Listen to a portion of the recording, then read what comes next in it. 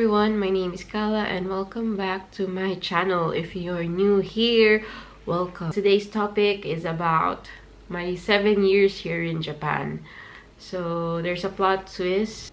I forgot the date when I actually moved here. I just know it was 2011.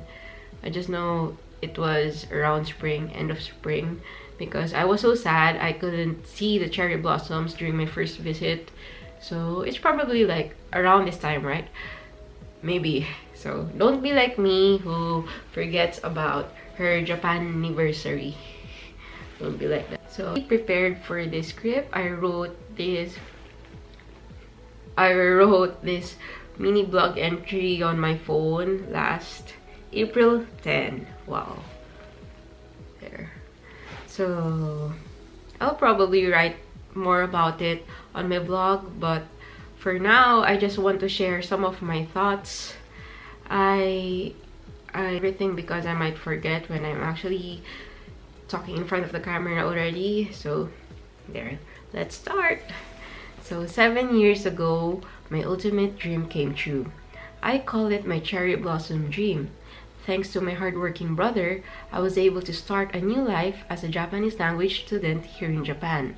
I repaid his love by working with him in growing his company, where I was able to do a wide scope of work, from packing fragile Japanese antiques to setting up an online store as the #1 source of vintage souvenir jackets, also known as the Skajan. So it was a crazy type of additional schooling. It was like masters. Still grateful for that craziness. As I started my journey, I relaunched my passion for sharing creative content and blogging. I blog about my simple life and fascination over kawaii culture. I met many people. I also said goodbye to many people. They also said goodbye to me. I moved on and eventually became ready to open new doors too. Experience is the best teacher, as they say. I went through a lot of phases. I had many achievements. I also had an equal... Oh my god, I don't want to cry. I also had an equal share of setbacks. Yin and yang, you know, balance. I went through depression. Okay. Oh my god. Okay, tissue. Why this always happens to me? Okay, so that rock bottom served as my solid foundation that helped me to find my purpose in life. I realized that I'm only alive for less than 10 decades. What the hell am I complaining about? I had a really hard time here in Japan. I got sick. So sometimes when I blog, I actually cry because, I don't know, so many feelings. During my stay here as a struggling Filipina, I experienced the both ends of the spectrum of life, high and lows, remarkable and embarrassing, fantastic and worst. And here are some learnings that I want to share. So 7 years in Japan, 7 big learnings. Fun. I wrote rainbow colors because, you know, red, orange, yellow, green, blue, indigo, violet, right? So anyway, so #1, first learning. Your dream, your problem. Take responsibility. You're not who you were before. You're not the traumatic childhood that you had. 20 minutes, you know. Okay, you are not who you were before. You're not a traumatic childhood. Wide-eyed you before the world told you what you needed to be. Every day is an opportunity. Baby steps become leaps over time. Dreams are hard, that is given. If you think you can't or can, you are right. The power to change your life is within your control. Act on it. So, first, your dream, your problem. Take responsibility. So, I have a very big dream. So, that's why I have a very big problem. And I don't want to blame other people. I cannot achieve this dream because at the end of the day, I have to be a responsible human being. I have to take charge, you know. So in being in Japan, it would always remind me, like every day, my Nichi, that Gambare ba de kiruyo. So that's like, if you do your best, you'll make it. You can do it. So there, number 1. That's my first big learning. So number 2, you are always growing. Growing is sometimes painful and it's okay. Oh God. You're not the same person from years ago, and hopefully that's a good thing. Self-improvement is the goal. Cry if you must. But at some point you have to stop and get focused again. So usually, like for me, since it's really hard, like sometimes when you're alone and you have many problems, you don't have any outlet. I do have journaling, but you know, I just make it like my natural weekly thing to do. Like I just cry weekly. It's a good therapeutic activity. You should try it if you feel really stressed out. So there, cry if you must, but at some point you have to stop and get focused again. Adulting never gets easier for us, it's just gonna get worse. Yes, that's the reality. And of course, you're gonna get better. For sure, you're gonna get better. Number 3, big learning. Wow, this is what Japan made me. Very philosophical and very, like, I became a deep thinker about life and everything. But I hope that's a good thing.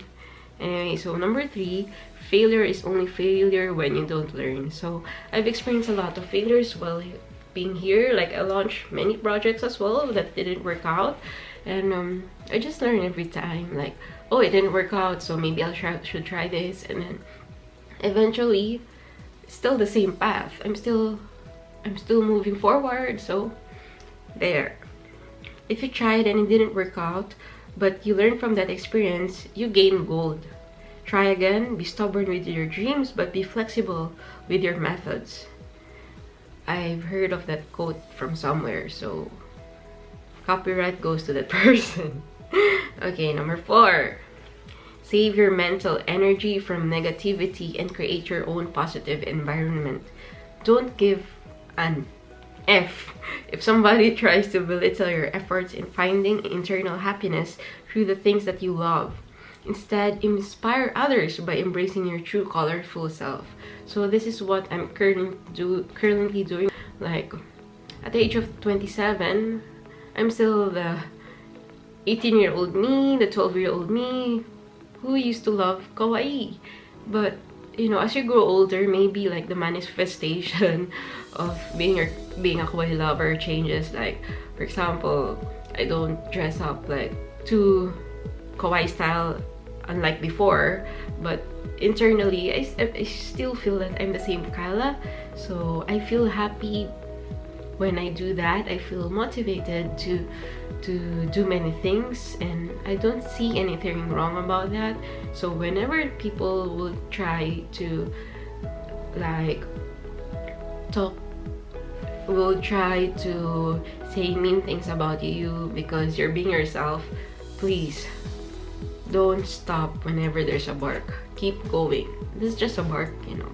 You're just barking dogs. They just want attention. So just do you, okay? Okay. Number 5, be appreciative of the totality, good and bad, and complain less.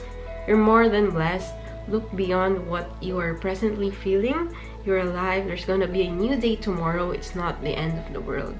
So I've mentioned before that I went through some depression stage, and it was because I was like complaining a lot, and I didn't appreciate life in that sense. Like, oh my, and then one day I just woke up like, oh my god, why are you thinking like that? You have to be happy. Look, people around you are so proud of you. You know, like, there are many good things, there are also many bad things. That's life. So do you want to die unhappy?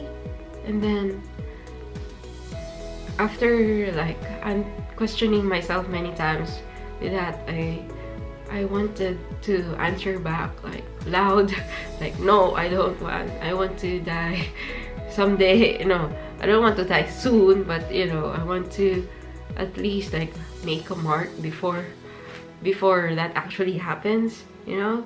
So anyway, so very deep, very me. If you read my blog, it's always like this. Anyway, so moving on, number 6. So don't feel entitled. Be humble and try your best to understand where people's behavior is based from and embrace the cultural differences. So before, I've experienced this because I think I also got like, I don't know, that I always forget the English word for this. I'm actually thinking in Filipino, but I have to translate it in English.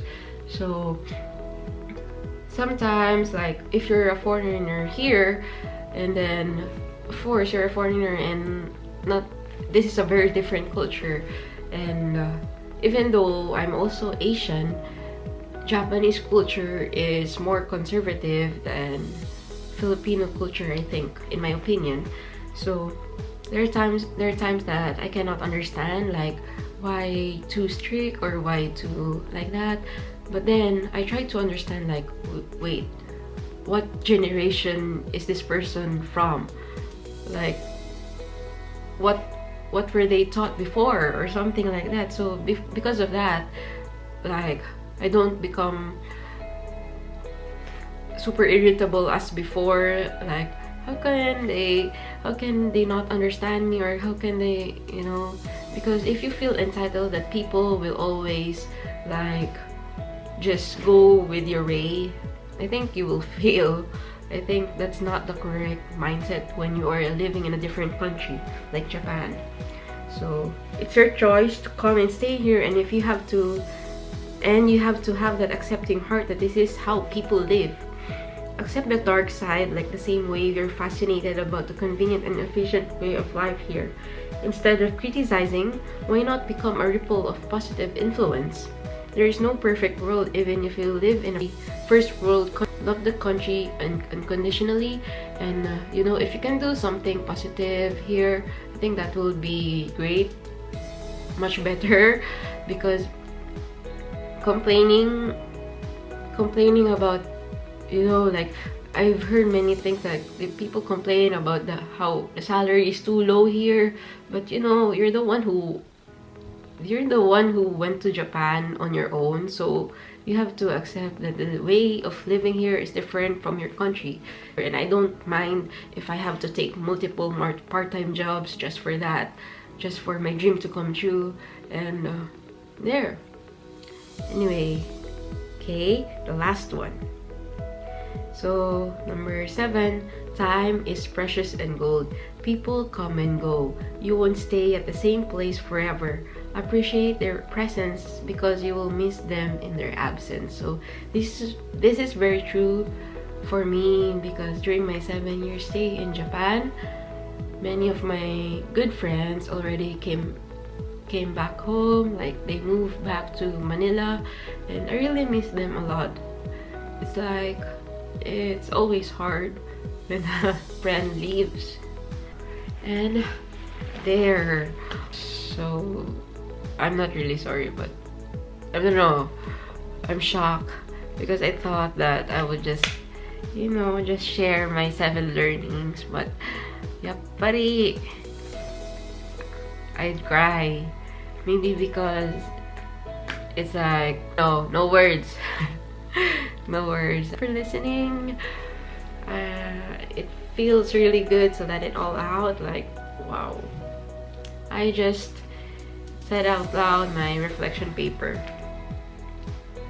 Ooh, thank you for watching, for staying with me until the end. I'm trying to keep it below 10 minutes because I've noticed, like, most of my sit-down videos are so long. Oh my god, does anyone even watch until the end? I don't know. So how about you? Have you tried living in another country? What was your experience, and how did it change your life? What did you learn?